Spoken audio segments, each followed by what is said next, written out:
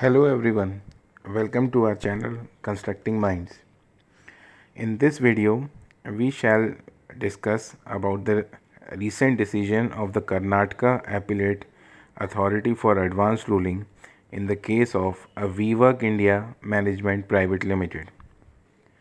First of all, we shall look at the facts of the case.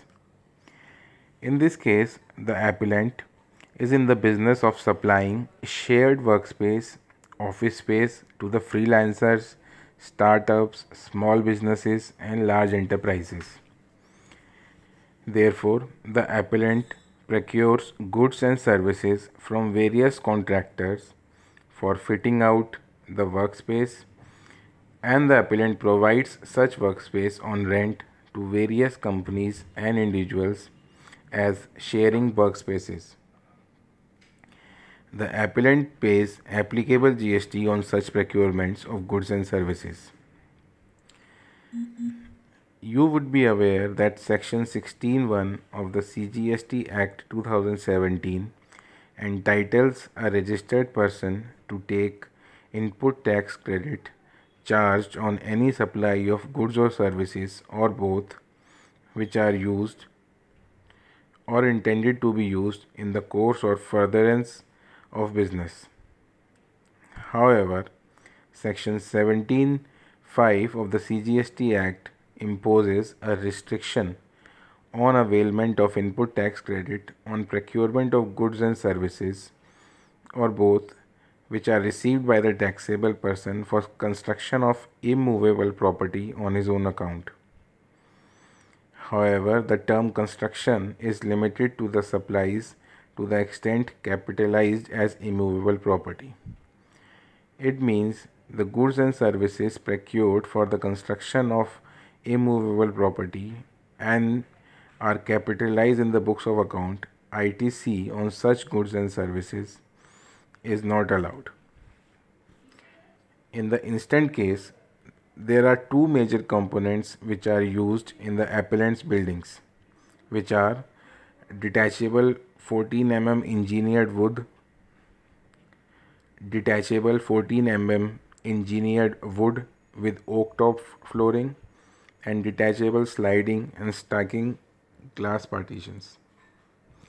The appellant had sought advanced ruling to know whether they are eligible to avail input tax credit on the detachable engineered wood which is movable in nature and capitalized as furniture and fixture and not capitalized as immovable property. They had also sought to know whether they are entitled to avail input tax credit on detachable sliding and stacking glass partition which is movable in nature and capitalized as furniture and fixture and not capitalized as immovable property. The authority for advanced ruling had observed that the detachable sliding and stacking glass partitions are fixed to the buildings to create office spaces. There cannot be an office space unless there are glass partitions fixed, and hence it can be said to be permanently fastened to the building. Therefore, this activity amounts to addition or alteration to an immovable property. Hence, ITC is not available. However, fixing of 14 mm engineering wood with oak top wooden flooring, it was held that the same can be easily detached and reused as it only adds to the value of the building and is not necessary for the office space, unlike the glass partitions. Hence, the ITC was available on the engineering wood with oak top wooden flooring. The appellant filed an appeal before the Appellate Authority for Advanced Ruling against the portion of the order which denied the appellant input tax credit on the detachable sliding and stacking glass partitions. The appellant submitted before the Appellate Authority that the appellant is entitled to avail input tax credit paid on input and input services in terms of Section 16 of the CGST Act, which entitles every person to take input tax credit of tax charged on supply of goods or services which are used in the course or furtherance of business. The appellant further submitted that the restriction provided under Section 17(5) does not apply to detachable sliding and stacking glass partitions, since the restriction under Section 17(5) is only as far as input services which are used for construction of an immovable property. In such case, in the instant case, the appellant reiterated that the glass partitions were not used for the construction of the immovable property.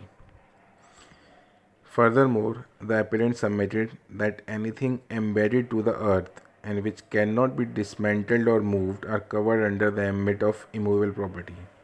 In the appellant's case, the glass partitions were detachable and hence ITC should be allowed on the same. Further, the appellant also submitted that the glass partitions were not capitalized as immovable property in the books of accounts. Instead, they were capitalized as furniture and fixtures.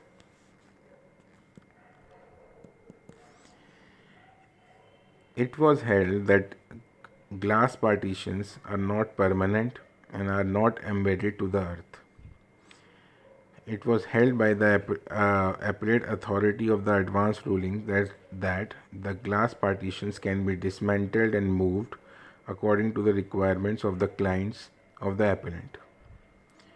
Although the partitions were fixed to the earth with nuts and bolts, they can be dismantled without demolishing the civil structure.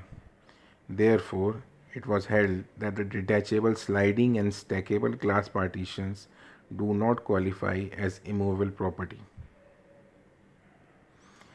Further, it was also noted that the detachable sliding and stackable glass partitions were accounted in the books of accounts as fixed assets under the head furniture and fixtures and were not capitalized as immovable property but rather as movable assets.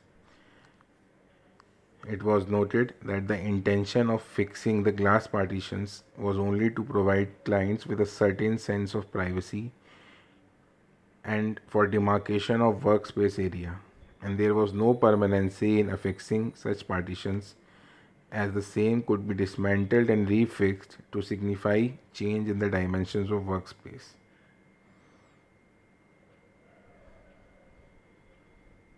Hence, the appellate authority for advance ruling held that the procurement of detachable sliding and stackable glass partitions was eligible for input tax credit and it will not be hit by the provisions of section 17(5) of the CGST Act 2017. Thanks a lot for watching this video. We shall be coming up with more such videos. Please subscribe the channel and click the bell icon for receiving notifications as soon as the videos are uploaded on our channel. Thanks a lot.